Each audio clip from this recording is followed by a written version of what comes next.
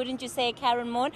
Particularly, I want us to start with how court ended, the witnesses that were called in relation to the discharge of the firearm, Kevin Lerena, and the owner of Tashas restaurant and his wife. Tell us about what came out of that.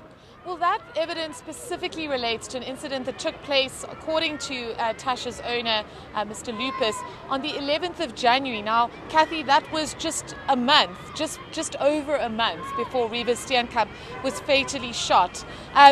They were called to testify essentially about an incident which occurred when Oscar Pistorius was at the restaurant at midday with his friend Darren Fresco, Kevin Lerena and Martin Rooney. Of course, was the British sprinter who was, unfortunately we've got a lot of fans behind us who clearly want a bit of attention, who was actually staying with Oscar Pistorius at the time.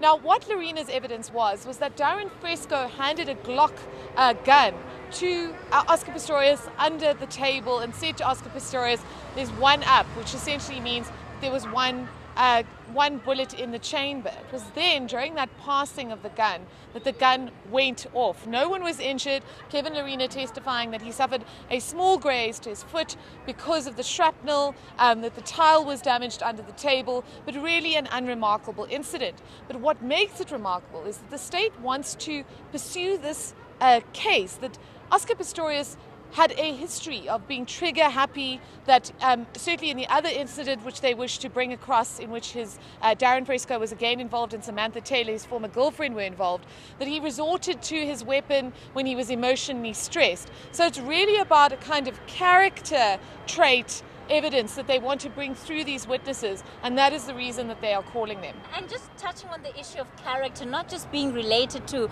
a reckless use of firearms, but also his own character, and this is Oscar's character, the state wanting to highlight who took responsibility for what happened that night. Tell us a bit about that. That is a very crucial part of this, because Kevin Lerena was not an ungenerous witness. He clearly was uncomfortable with being there. He was the first and only witness who allowed his testimony to be broadcast. But he, in a message to Twitter, he said, "I'm not there to nail Oscar, I'm not there to nail the state, I'm just there to answer questions." So it was very clear that he didn't really want to come in or be seen to have an agenda. But essentially what the state will emphasize is his evidence that Oscar wanted Darren Fresco, his friend, as he put it, to take the rap. Because he kept saying, do you know how this will look? Do you know, with the media hype around the situation, how this will come across? Oscar Pistorius' advocate Barry Rue putting a slightly different stance on it, saying that Oscar was very angry with Darren Fresco for what had happened, that he couldn't believe that Fresco would have handed him a loaded gun, that he was that he was very concerned about the safety of other people in the restaurant. Also saying that he'd attempted to pay for the damages, which the restaurant owner said he didn't remember.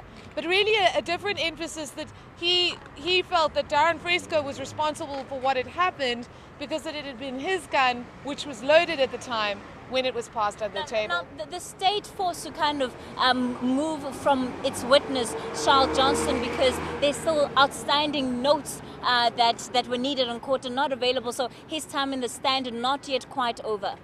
Well, I think Charles Johnson certainly had a worse time of it than his wife, and he ended up giving the defense a number of quite key pieces of evidence. Not least of all was the fact that he said that the banging noise that he had heard had been at about 3:17 in the morning. Very, very specific. Now, the defense has put it to him that they've got phone records which show that Oscar Pistorius phoned his estate security manager at about 3:19. In which after he had banged down the door to get to Reeva Steenkamp. So they've obviously used that evidence to push forward their stance that the banging that the couple heard was not that of gunshots. The gunshots had actually occurred earlier, and that the banging they heard was the cricket bat. Of course, the defense will make a lot of that during the argument, but persisting, Kathy, with their argument that this couple, he and his wife, of course Michelle Berger was the first witness, Charles Johnson and Michelle Berger, have attempted to tailor their evidence. They're now questioning him about the notes that he said he took after the incident, and also his wife's notes. So there's clearly a line going ahead with that. Initially, Charles Johnson saying that he had those notes on his iPad, later saying that he had them on his laptop, and then Further later, the state saying that they wouldn't be available today and that he would have to make them available to the defence later. And certainly, Karyn, the expectation is that we will probably continue to see Barry Rouge cast shadow on the reliability and the credibility of Michelle Berger and her husband, Charles Johnson, as witnesses in this case. Certainly a lot to unwrap from today, Bhavna, and Karyn Maughan is going to have more details on that later on with Jeremy Maggs. That's where we leave it for now. Back to you in studio. You deserve to know more. eNCA.com.